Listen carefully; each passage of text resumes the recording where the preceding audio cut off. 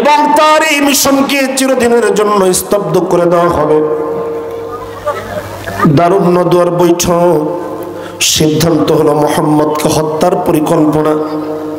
যখন সিদ্ধান্ত নিয়ে কিছু যুবককে আলাদা করা হলো, তোমরা এই ক্লিন মিশন পরিচালনা করে মুহাম্মদকে কালকের মধ্যে হত্যা করে ফেলবে। সিদ্ধান্ত চূড়ান্ত, রাষ্ট্রপতির সই হয়ে গেছে। ইতিমধ্যে একজন শায়েখের আগমন ঘটলো। একজন শায়েখ, উনি এসে বলল, দেখো তোমরা যে সিদ্ধান্ত নিয়েছো এটা ভুল সিদ্ধান্ত। কারণ মুহাম্মদকে শুধু একটা গোত্র ভালোবাসে না। তোমরা শত চেষ্টা করো, মুহাম্মদের এই ভালোবাসা থামাতে পারবে না। তোমরা যদি মুহাম্মদকে কিছু যুবক মিলে যদি তাকে হত্যা করো, তাহলে বাকি সব গোত্রগুলি একত্রিত হয়ে তোমাদের এই হত্যার জন্য তারা প্রতিশোধ নিবে। তারা তোমাদেরকে মক্কার জমিন ছাড়া করবে, তোমাদের হত্যা করে ফেলবে। সুতরাং দেখো, আমি একটা প্রস্তাব দিই, এটা মানতে পারো কিনা? বলছে, কি প্রস্তাব? বলছে, মক্কার মধ্যে যেই গোত্রগুলি আছে, এক একটা গোত্র থেকে লোক নিবে মাত্র একজন। কয়জন লোক নিবে? একজন মাত্র। এবং সকল গোত্র থেকে একজন যুবক নিয়ে একটা টিম তৈরি করবে। ওই টিমকে দায়িত্ব দিবে মুহাম্মদকে হত্যা করার। যদি এই টিম থেকে হত্যা করতে সফল হয়, তাহলে এই টিমের মধ্যে তো মক্কার সকল গোত্রই আছে, সকল। সুতরাং সকালবেলায় যখন দেখবে মুহাম্মদকে হত্যার মধ্যে আমাদের সন্তান রয়েছে, তখন সকল গোত্র তারা এই রক্তের প্রতিদান নিবে না, বরং তাদের গোত্রের দিকে তাকায় তারা শান্ত হয়ে যাবে। মুহাম্মদ অটো দুনিয়ার থেকে বিদায় নেবে। আল্লাহ তাআলা বিশ্বনবীকে হিজরতের জন্য নির্দেশ করলেন, নবী হে, আর এই জমিনে থাকা যাবে না। কারণ যেই জমিনে প্রত্যেকটা মানুষ বিরোধিতা করে, যেই জমিন দ্বীনের জন্য একটা মরু প্রান্তর হয়, সংকীর্ণ হয়ে যায়, ওই জমিনে কখনো দ্বীন প্রচার সম্ভব হয় না। কথা বলেন ঠিক কিনা? আল্লাহর হাবিব জনাব মুহাম্মদ রাসূলুল্লাহ সাল্লাল্লাহু আলাইহি ওয়াসাল্লাম হিজরত করবেন, সিদ্ধান্ত চূড়ান্ত হয়ে গেল।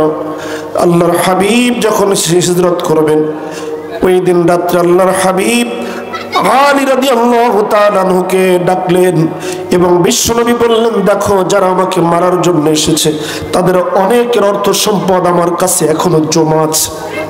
কি আছে? এখনো আমার কাছে জমা আছে। তারা জানে মুহাম্মাদের কাছে যদি আমাদের সম্পদগুলি জমা করি, তাহলে মুহাম্মদ আমাদের শত্রু হলেও আমাদের সম্পদগুলি মেরে খাবে না। এই জন্য প্রত্যেকের সম্পদগুলি ঘরের মধ্যে রয়েছে। আলী, আমি যখন চলে যাব, সকালবেলায় তারা যদি আমাকে না পায়, তাহলে তারা বলবে মুহাম্মদ আমাদের সম্পদগুলি নিয়ে পালায় গেছে। এই জন্যই বদনাম শুনতে চাই না, বরং সকালবেলায় তারা যখন আমাকে না পেয়ে, যখন তারা বলবে আমাদের সম্পদগুলি কোথায়, তখন তুমি নাম ধরে ধরে সম্পদগুলি তাদের হাতে বুঝে দিবে আর বলবে মুহাম্মদ হিজরত করে চলে গেছে। আল্লাহর হাবিব আবু বকর রাদিয়াল্লাহু তাআলা আনহুর বাড়িতে গেলেন। গভীর রজনী দরজায় নক করলেন, একটা মাত্র ডাক দিয়েছে আবু বকর। তাৎক্ষণিকভাবে লাব্বাইক ওয়া সাদাইক বলে সামনে হাজির। আবু বকর রাদিয়াল্লাহু তাআলা আনহু গভীর রজনী এক ডাকের মধ্যে বিশ্বনবীর সামনে হাজির। আল্লাহর হাবিব অবাক হলেন আর বললেন, আবু বকর, আমি তো চিন্তা করেছিলাম তোমার বাড়িতে অনেক সময় লাগবে, কিন্তু এক ডাকের মধ্যে তুমি কেমনে হাজির হয়ে গেলা? আবু বকর রাদিয়াল্লাহু তাআলা বললেন, ও আল্লাহর প্রিয় হাবিব, আপনি যেদিন বলেছিলেন আমার সঙ্গে হিজরত করতে হবে, ওই দিন থেকে আজ পর্যন্ত আমি আবু বকরের পিঠে রাতের বেলায় কোনোদিন বিছানায় লাগে নাই। সুবহানাল্লাহ। রওনা দিলেন বিশ্বনবী। 3 দিন পর্যন্ত পাহাড়ে অবস্থান করলেন। এরপরে চড়াই উতরাই পথ বেয়ে বিশ্বনবী চলে গেলেন মদিনায়। মদিনার জমিন উর্বর। বিশ্বনবীকে দ্বীন প্রচারের জন্য সবাই সহযোগিতা করলো, কিন্তু মাত্র সহযোগিতা করে নাই 2 শ্রেণীর মানুষ। কয় শ্রেণীর? জোরে বলেন, আরো জোরে বলেন, একটু হাত উঠায় দেখায় দেন তো কয় শ্রেণীর মানুষ। আল্লাহ তাআলা তাদের পরিচয় করে দিয়েছেন।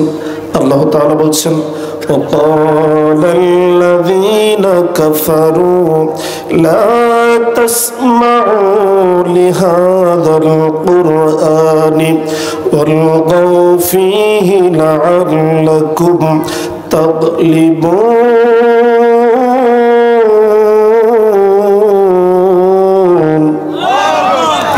আল্লাহ তাআলা বললেন, যারা কাফের, যারা কি কাফের, তারা কখনো চায় না এই জমিনের মধ্যে কোরআন চলুক, কোরআন অনুযায়ী সমাজ পরিচালিত হোক, কোরআন অনুযায়ী রাষ্ট্র পরিচালিত হোক, তারা চায় না।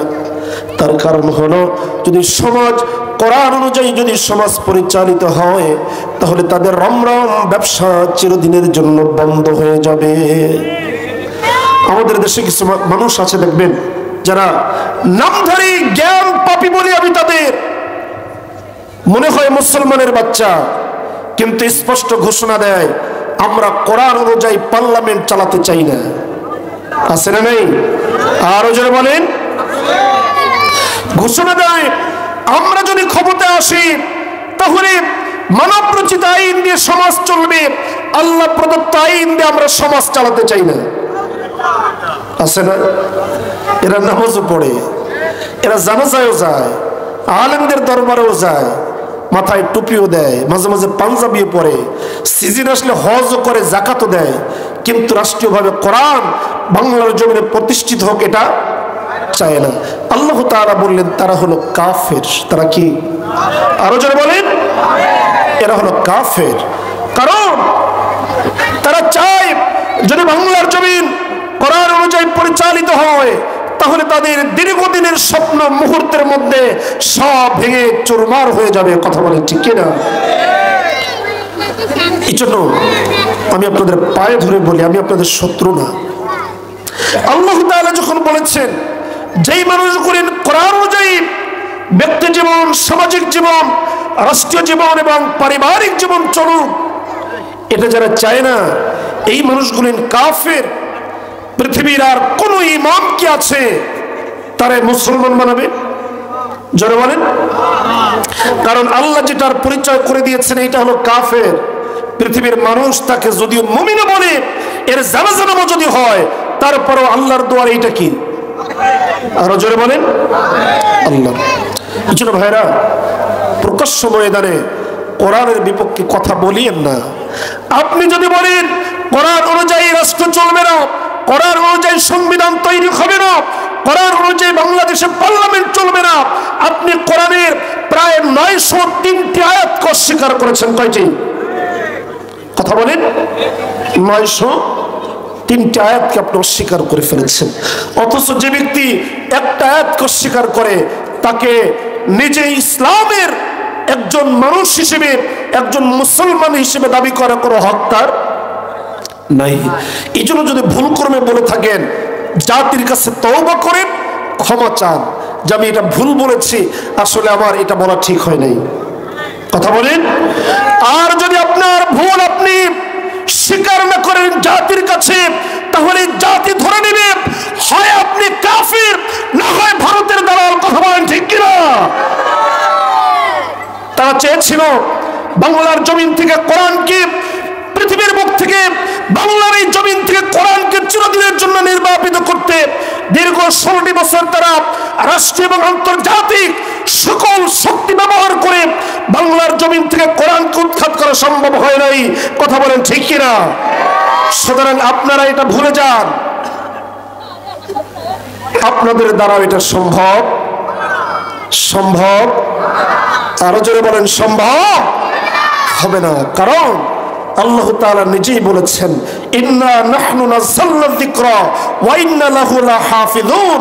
কোরআন নাজিল করেছি আমি, এটা সংরক্ষণ আমি কোনো দলের হাতে দেই নাই। কিয়ামত পর্যন্ত কোরআনকে সংরক্ষণ করার দায়িত্ব আমি আল্লাহ তাআলা নিজেই গ্রহণ করেছি। সুবহানাল্লাহ।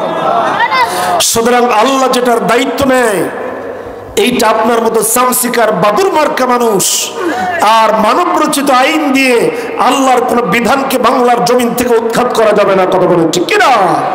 বাংলার জমিনে তাওহীদের জনতা এখনো বেঁচে আছে। আপনারা যদি কোরআনের বিপক্ষে আর কথা বলেন, আপনাদের বিরুদ্ধে বাংলার জমিনে দুর্বার আন্দোলন গড়ে কারণ যে দেশের মানুষ ঘুম ভেঙে যায় ফজরে আজান শুনে, আর যেই দেশের মানুষ আবার ঘুমাতে যায় এশার নামাজ পড়ে, তাদেরকে ভিন্ন কোনো তুকমা লাগিয়ে আপনি ভিন্ন কোনো ওষুধ আর মলম তাদের কাছে বিক্রি করতে পারবেন না। কথা বলেন ঠিক কিনা? আল্লাহ তাআলা অন্তত এই ধরনের মতবাদ থেকে আমাদেরকে হেফাজত করুক, চিল্লায় বলে আমিন।